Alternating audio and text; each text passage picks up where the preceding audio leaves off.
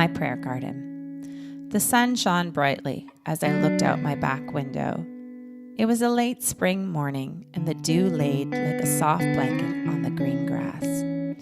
Out I stepped in my bare feet with the soft blades tickling my toes as I approached my prayer garden. I could smell the sweet aroma of all the flowers enticing me closer. My eyes never got tired of seeing such a wonderful sight. I stood amongst the most eclectic colors. The colors of violet and lilac blended beautifully with the tender shades of rose, almond, and buttercup. A perfect mix with the bright lemons, golden marigolds, orange blossoms, and the unique shades of jasper that surrounded the garden. It was like a little piece of heaven right at my feet. This was a place I loved to visit, a place where I could find beauty, but also pray for beauty. With my garden gloves on, my watering bucket, and my little spade in hand, I set out to do what I had come for, to pray. There in my prayer garden, there were all kinds of different flowers at all different stages of growth. I couldn't help but first see the flowers that had blossomed and bloomed, the flowers that stood tall and were confidently displayed. Their stems were strong and firm. I could see how well planted they were in the soil. Nothing was going to uproot them. The petals were opened wide, showing off all their beauty, and sweet scents surrounded them. My prayer was a prayer of thanksgiving and joy for them. A prayer that their sweet aroma would continue to make the garden a pleasant place, that their beauty would influence other flowers to bloom as well, that God would continue to keep them strong.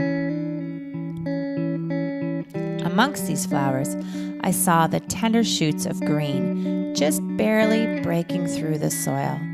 It was there that my heart softened, as I remembered the tenderness and the vulnerability that happens in new life. Gently pouring some water over these little green shoots, I began to pray words of encouragement over them.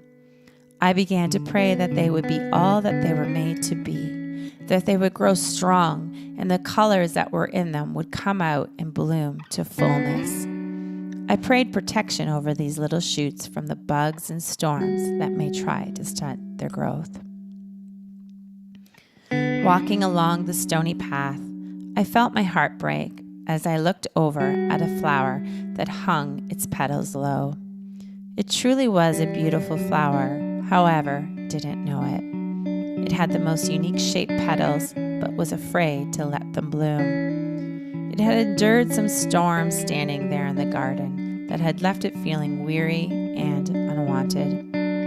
I bent down low, really low, and began to really examine this unique flower. Taking my spade, I pulled out the weeds that had gathered around it and began to pray. I prayed for restoration for this flower. I prayed for God's breath of life to enter it again. I prayed that no more weeds would gather here and that God would lift its petals and it would bloom. It was in the last stretch of the garden that I stopped and kneeled down with a heavy heart. There the wilted petals dangled, barely attached to the flower's stem anymore.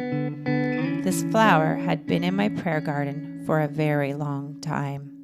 It had once bloomed and stood in fullness like the ones I had first saw. But its time of being there, I knew, was over. It was tired from enduring many seasons of sun and rain. My prayer was that it would be laid to rest now, that it would leave its beautiful memory and aroma behind it as it went. I thank God for the seasons it had been here and all that He had purposed, and released it from the garden and into His hands. My morning at the prayer garden had indeed been a beautiful morning of prayer and of God's beauty in circles of light.